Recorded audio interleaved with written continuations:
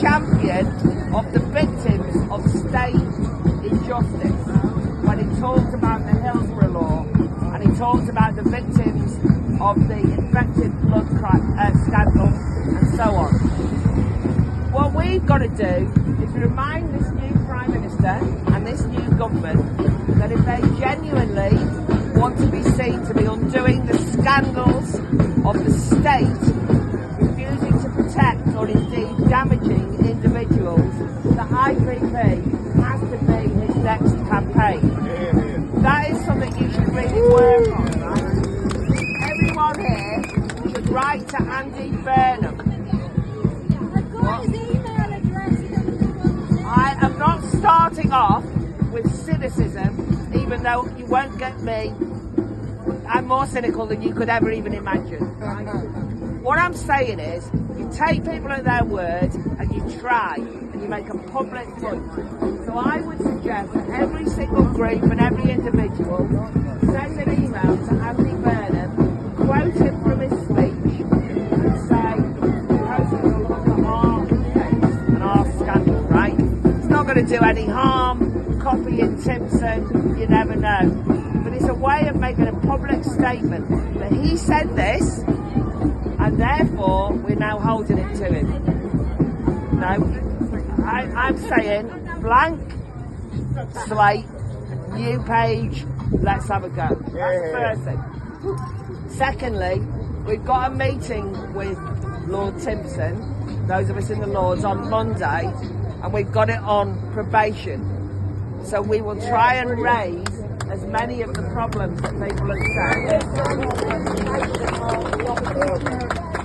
Because obviously we know that there's a major problem of probation, and there's a major problem of recall, and the whole thing is a corrupting, demoralising, awful experience, and it's part of the problem. So we'll raise those issues. We saw a post that said that the National Organisation of Probation Officers, despite the fact our probation officer thinks the name are part of an enablers of our son because we don't agree with the IPP sentence, but despite that, and that's one of the reasons he got recalled, despite that, the National Probation Service has put up a poster for this demonstration. So her employer, their official stance says that probation officer disagrees. Officially, there will be bodies who will say they support IPP. But as our cynical friend would have us remind us, no, it's all right, would remind us, I'm afraid that doesn't change the policy on the ground, right? So that's the thing. The other thing is, and I know you've made a lot out of this, but I think this is to be continued, right? This government, for whatever reasons, has made the decision to enact very early release for more and more prisoners, including sex offenders who they would not exempt right from that, which is totally, utterly bonkers, and we all can agree. When challenged on it, the government said, what choice did we have? We had to free up prison spaces. The obvious point is, why not IPP? I really genuinely think that is something you need to go in on. Every time you speak, you need to go. And somebody made the point that one government minister said in the House of Lords, I wouldn't want an IPP prisoner living next to me. And as then pointed out to Lord Timpson, well, I wouldn't want a bloody paedophile or a sex offender living next to me. You're letting them out, right? We've got to smash the myth that the most dangerous prisoners are IPP prisoners, remind the government that they've agreed themselves to let out dangerous prisoners because of the prison crisis. There are the big things. I'm going to go. I know. You don't need to convince me, but you need to use that energy on convincing everyone else. You want to write letters to your local papers, you want to get in the press, you want to do. And I know that Shirley, who's not here, got me on ITV Wales to talk about Sean her son. And the presenter of the programme didn't really know much about IPPs until Shirley nagged him.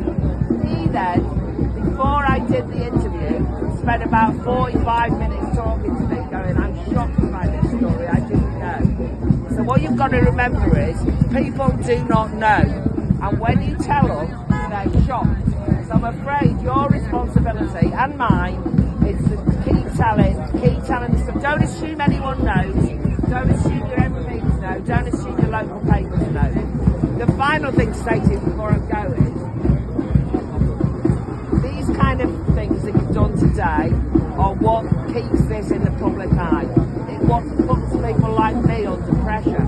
It's what makes sure that parliamentarians go, I don't want to deal with that. It's too awkward. It's too difficult. It's not a popular cause. You need to tell us that our job is as public servants to do what you campaigners want. And you should remember about those Hillsborough campaigners. 37 years before they got what they deserved. And they nearly gave up each and every time. But they did get it. They did get it. And they didn't get it because of how brave parliamentarians were. They didn't get it because of Andy Burnham. They didn't get it because of Keir Starmer. They got it because of them. They kept going. They kept going. They kept going. So keep going. Can I tell you this fact? In 2030, there will be 520 IPP prisoners still in jail who's never been released in 2030. At a cost to the taxpayer and a cost to human life. Absolutely. And we should emphasise the taxpayer, costing the taxpayer. That's a good angle. But I do genuinely think that the British public hate injustice more than anything else. They've got a bit in them that they like fair play.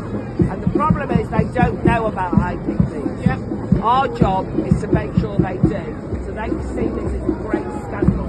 So good luck all of you. Keep going.